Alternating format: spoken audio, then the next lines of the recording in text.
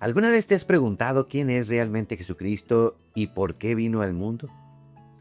La mayoría de los cristianos creen saber quién es Jesucristo, pero casi nadie sabe quién era Jesucristo antes de nacer en Belén.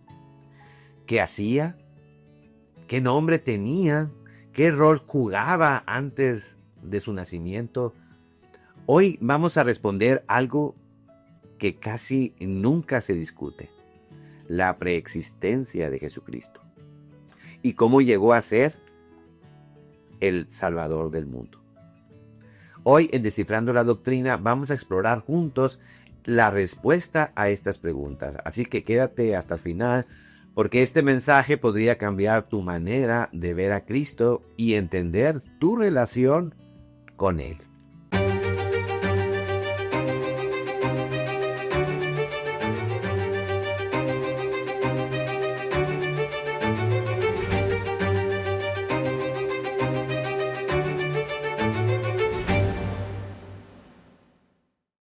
Hola amigos, qué gusto saludarlos. Para mí es un verdadero privilegio explorar juntos este fascinante tema, que de hecho es el corazón mismo de la teología cristiana: Jesucristo.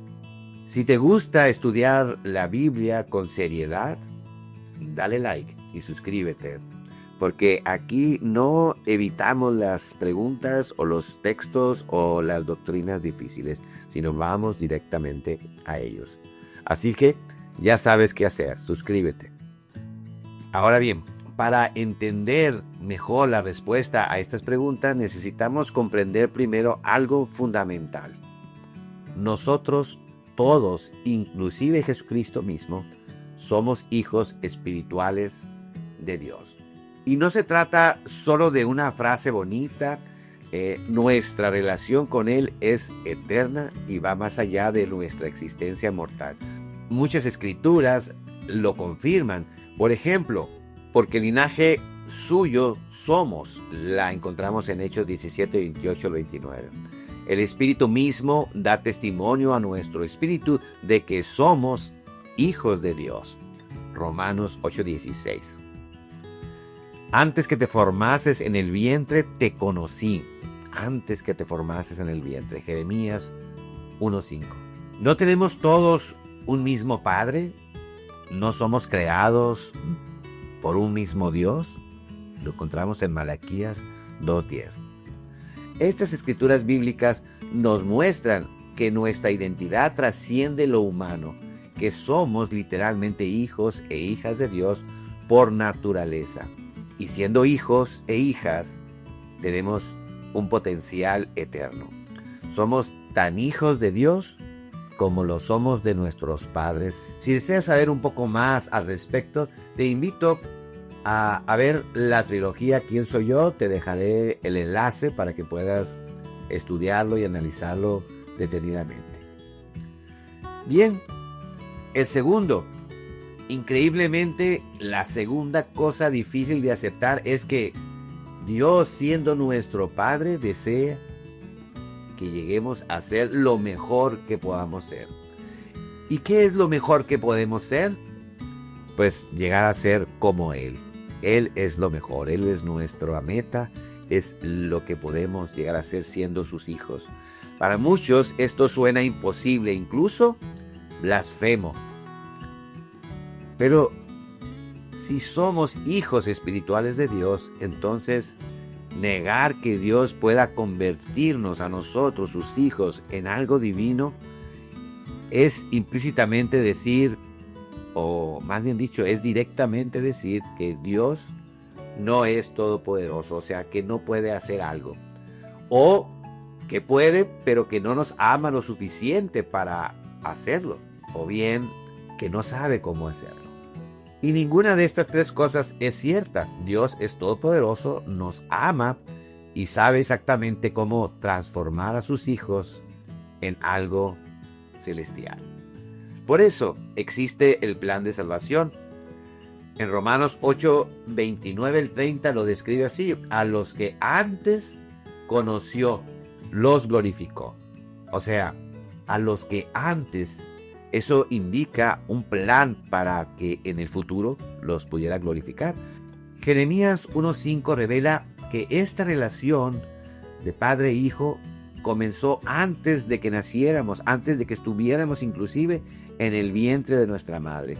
Y Jesús mismo nos invita a crecer cuando declara: sed pues vosotros perfectos, como vuestro Padre que está en los cielos es perfecto. Y lo podemos encontrar en Mateo 5:48. Por último, en 1 de Juan 3:2 se añade: ahora somos hijos de Dios, y cuando Él se manifieste, seremos semejantes a Él. Llegar a ser, pues, como nuestro Padre Celestial no significa ocupar el trono del Padre Celestial, ni robar su gloria, sino más bien reflejar su carácter, aprender a amar y a juzgar y a crear como Él lo hace. Tal cual un niño pequeño aprende y llega a ser como su padre, inclusive dándole honra y gloria y felicidad a su padre. Dios no actúa improvisando. Él obra con propósito eterno. Antes de que existiéramos en el vientre de nuestra madre, Elohim, nuestro Dios, nuestro Padre Celestial, ya había preparado un plan perfectamente estructurado para la redención de sus hijos. Nada quedó a la casualidad. Incluso la creación misma del universo y de esta tierra en la cual vivimos y disfrutamos forma parte de ese plan divino. El plan de salvación, el plan de redención. Nosotros éramos espiritualmente inexpertos. Como niños pequeños íbamos a tropezar al aprender y al tomar decisiones reales mediante el albedrío. Para llegar a ser como Dios necesitábamos aprender a distinguir entre el bien y el mal, como lo explica en Génesis 3:22. Necesitábamos aprender a amar con intención, a dominar nuestras pasiones y a ordenar nuestros deseos conforme a las leyes eternas. El pecado entonces no tomó a Dios por sorpresa. Era la consecuencia natural de nuestra inmadurez espiritual y de nuestro uso del albedrío. El pecado produce una separación real entre el hombre y Dios, y esa separación es contraria al propósito divino. Porque Dios no quiere que regresemos a Él simplemente como criaturas inocentes, como animalitos, sino como hijos divinos, con un potencial divino, conscientes, transformados y capaces de obedecer libremente. Aquí surge pues el dilema central. El pecado produce muerte y la justicia demanda que esa deuda sea pagada. Pero el amor perfecto de Dios anhela salvar, sanar y restaurar a sus hijos. Es decir, la justicia exige la retribución, mientras que la misericordia exige el perdón. Este no es un conflicto superficial, es el núcleo de toda la teología redentora. Si Dios extiende misericordia sin satisfacer la justicia, viola sus propias leyes. Pero si aplica justicia sin misericordia, destruye a sus hijos. Surge entonces la pregunta inevitable: ¿cómo pueden coincidir la justicia y la misericordia en un mismo plan? La respuesta no está en una idea ni en un rito, está en una persona. Y es precisamente aquí donde entra en escena la figura central y la razón de este video: Jesucristo, el mediador, el puente que nos une, lo que ningún ser podía reconciliar. Cuando Juan recibe la visión en Apocalipsis, capítulos 4 y capítulo 5, lo que contempla no es solo una escena simbólica, sino un consejo donde el Padre Celestial se sienta en su trono y presenta el contenido de su plan eterno. Un plan que incluye de manera personal a cada uno de nosotros, sus hijos. Juan describe al Padre usando, por supuesto, un lenguaje metafórico. Habla de jaspe, de cornalina, de arcoíris, de esmeraldas. Una forma para él explicar lo que estaba sintiendo de manera espiritual. Ante ese trono, Juan vio 24 ancianos que adoraban a Dios. Y en la mano derecha del Padre hay un libro sellado. Entonces el ángel proclama una pregunta que resuena por todo el universo. ¿Quién es digno de abrir el libro y desatar sus sellos? Este libro representa el plan de salvación, la voluntad de Dios en lo pasado, lo presente y lo futuro. No solo su revelación, la revelación de Juan, sino todo el contenido de el tiempo en que el plan de Dios se iba a ejecutar. Así que la pregunta no era quién es capaz de abrir el libro, sino quién era digno de abrir el libro.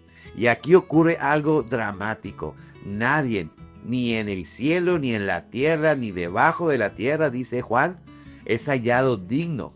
Nadie puede asumir la obra redentora. Era de esperarse. Juan llora amargamente porque entiende el alcance de esto. Si nadie ejecuta el plan, la humanidad no vuelve simplemente al Padre porque no puede volver en sus pecados. Así es que es razonable el llanto de Juan. Sin embargo, uno de los ancianos se acerca y le dice: no llores.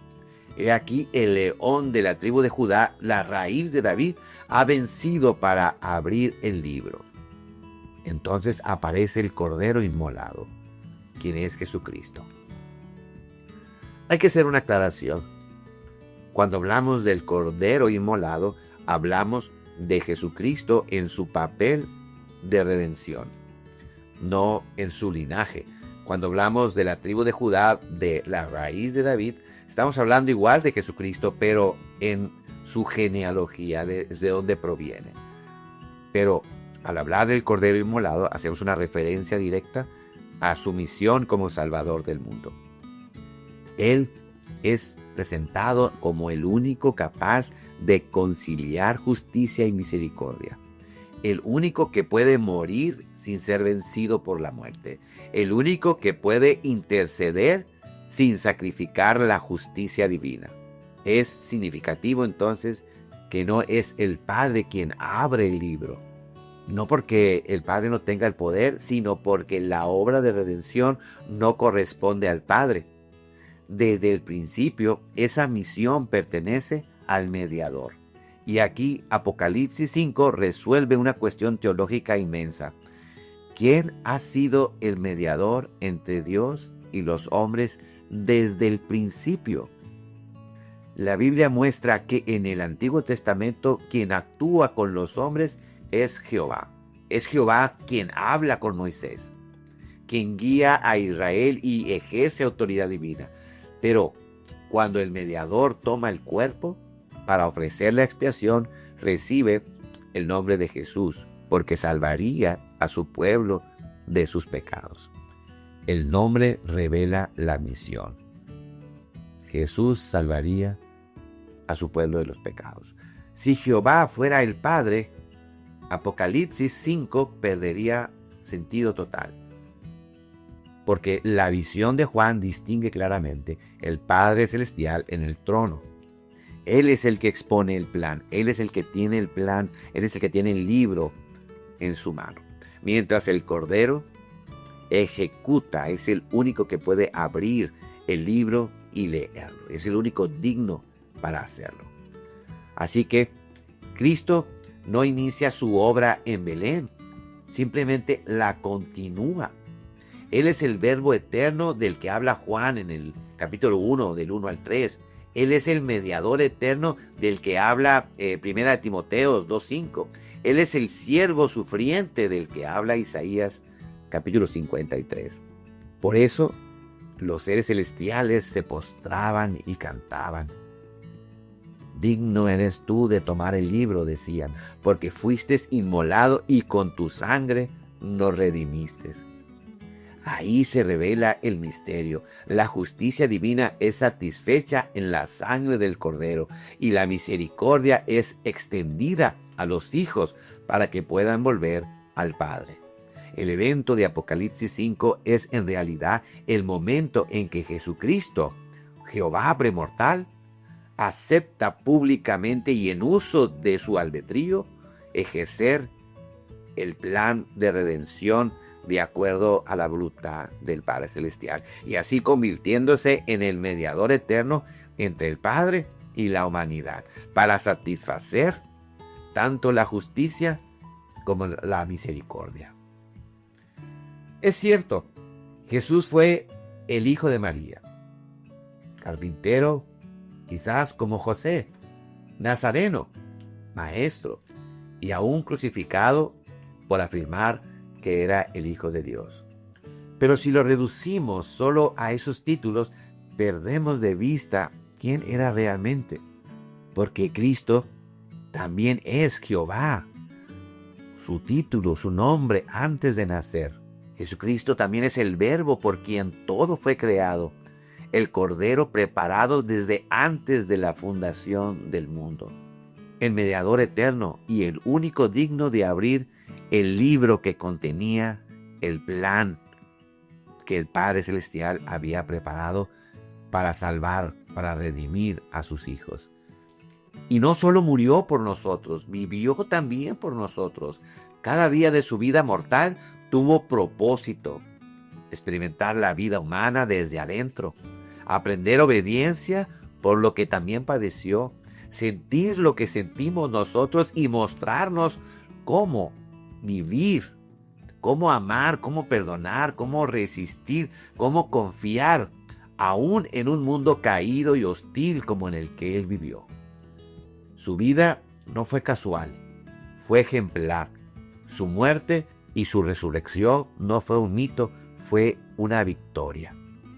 Él, Jesucristo, es el Cordero inmolado que reconcilia la justicia y la misericordia. Él es el Rey que volverá en gloria, y entender esto no solo cambia cómo vemos a Cristo, cambia también cómo entendemos lo que significa seguirlo.